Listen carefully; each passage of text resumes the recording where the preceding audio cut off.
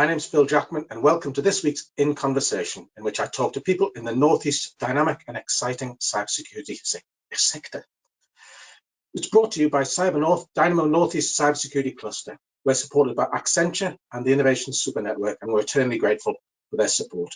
We're part of the UK Cyber Cluster Collaboration, or UKC3, and recognised by both DCMS and the National Cybersecurity Centre as representing the region. And today, I'm joined by Jessica Hall, SOC Lead at Waterstons. Hi, Jessica, or is it Jess? Hi, it's Jess. You can call me Jess. Excellent, excellent. Well, hello, Jess. And can we start by telling us a bit about yourself and your role at Waterstons? Yep, so I've been at Waterstons for about 4.5 years now. I joined as a grad in our service desk. And then from there, I have grown into the SOC Lead role, which is the Security Operations Centre. So I do everything from major incident, leading the response on them, and also line management of the whole SOC team, basically. Excellent. So you told us what SOC stands for, but what is it? And what's the difference between this and just a normal cybersecurity provision? Yeah, so a SOC obviously is a Security Operations Centre, and what that is that's your team of security specialists that are there to protect your environment. So any threats that come in, any abnormal behaviour, they're there 24 hours to check it out, respond to it, and make sure you're protected overall. And the way it's different to other cybersecurity services is that it's more of a long-term partnership. So it's not more of a, we come in, tell you have lots of issues, then leave. We fix them together. Excellent. So almost like your cybersecurity people, but remotely managed, as it were, yeah? Yeah, we're just an extension of the IT team, really, and integrate with your company. Excellent. And how long has Waterstons had the SOC running? And is this part of your growth strategy in terms of cybersecurity? Yeah, so the SOC actually was running as a security help desk just in office hours for about, it's been about 3.5 years of that one. And then we've actually went 24-hour in April this year. So that's been about 6 months now that we've been a 24-hour service. And it's definitely a big part of our growth strategy. Cybersecurity, we're seeing the same attacks affect global manufacturers that we are a charity down the road. So it's just so important now to have protection in that space, and it's something we have to provide for our clients. Excellent. So I know you've recently located an office in Australia. So is the SOC providing services just for the UK, or is it a global experience? So it's definitely a global experience. It's great having that team in Australia because they hit all the US time zones, the Asia time zones, and even a lot of our bigger clients are actually based out there as well. So yeah, we definitely cover all different types of countries, which is really interesting, and we have to adapt to data protection laws and different regulations throughout the world. So it's really it's exciting. And are you seeing the same problems on the other side of the world as you do in the UK? There's actually a big difference between the focus on cybersecurity in the UK. We obviously have GDPR and that sort of focus on data protection, whereas say in Australia, they haven't really got to that stage yet. So there's kind of a different need for cybersecurity. It might just be getting gap analysis and getting off the ground in Australia, but in the UK, it's usually a bit more progressed. So it's making sure that you're compliant with regulations in a bit bigger of a partnership over here. Excellent. So when did you, just going back a bit, when did you realize that you were interested in a career in IT? Why did you choose forensics at Northumbria? Well, I've always liked IT, I think, but cybersecurity wasn't a prominent topic like it is today. When I was first, makes me sound older, but when I was first looking at IT, yeah, exactly.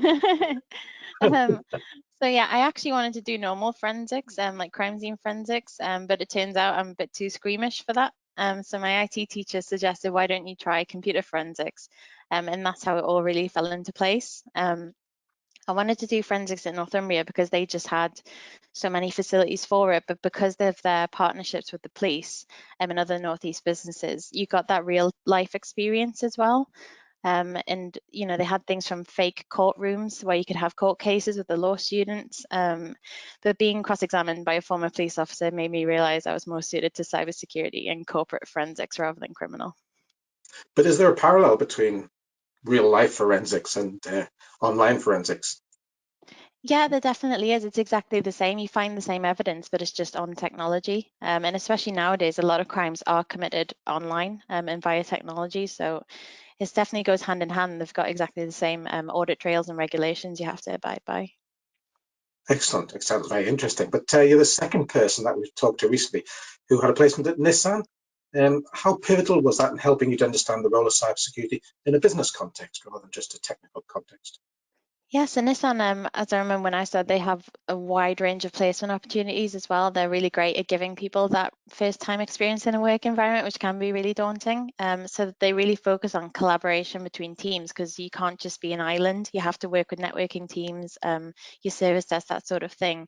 So they really helped us build into that. And also from my experience of being in a global SOC for the first time was really daunting, but really exciting. And they treat you as part of the team. So you get that experience of real life security incidents, and you're not just doing the first line, the kind of basics. You get to be involved in as part of a full member of the team. So it was really good for experience there. Okay, that sounds really exciting. And but why Waterstons? What was it attracted you about Waterstons that made you go there? I think Waterstones is kind of unlike any company I've been involved with yet. It really lives its values, and they kind of care about you as a person more than your technical skills when you're first applying. So they see the potential in the person, which is something that I was really attracted to. And also when I was applying the cybersecurity department, which is led by Stu Hogg, it was still quite new, it was still in its infancy. So it focused a lot on the information governance roles and the certification aspects of it. So there's a great opportunity there for me to start building a SOC. So that's where I jumped on it. But you started as a technology consultant, if that's right. And how did that prepare you for your senior security role?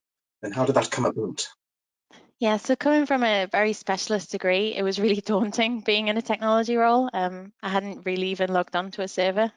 So getting that general IT knowledge was so invaluable. Being able to know just how the systems work in general is a great way to find out, like be quicker in a security incident rather than just, I only know security and that's it. Having that wealth of knowledge is what really helped me, like I said, become into the SOC role that I've got now. Excellent. So you don't really need necessarily to have a pure cyber background to come into that role. There's plenty of other opportunities, I gather.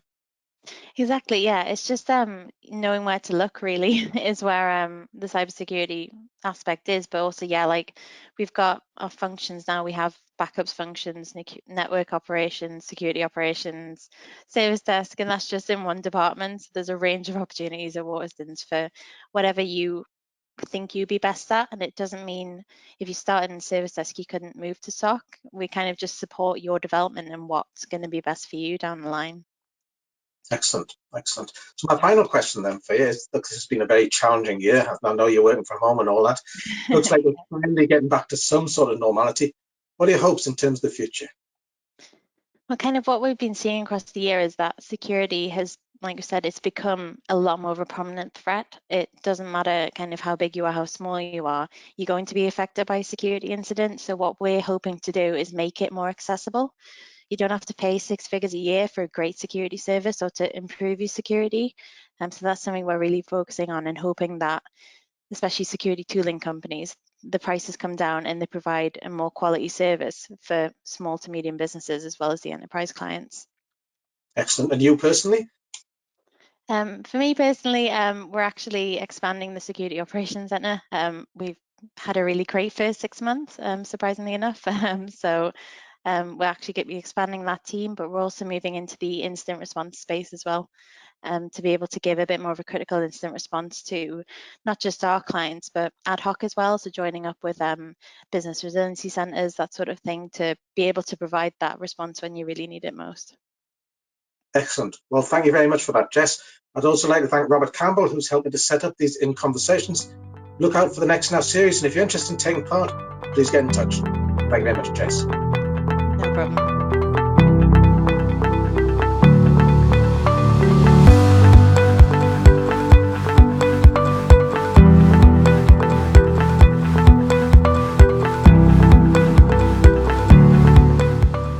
That was In Conversation with Phil Jackman, lead for CyberNorth.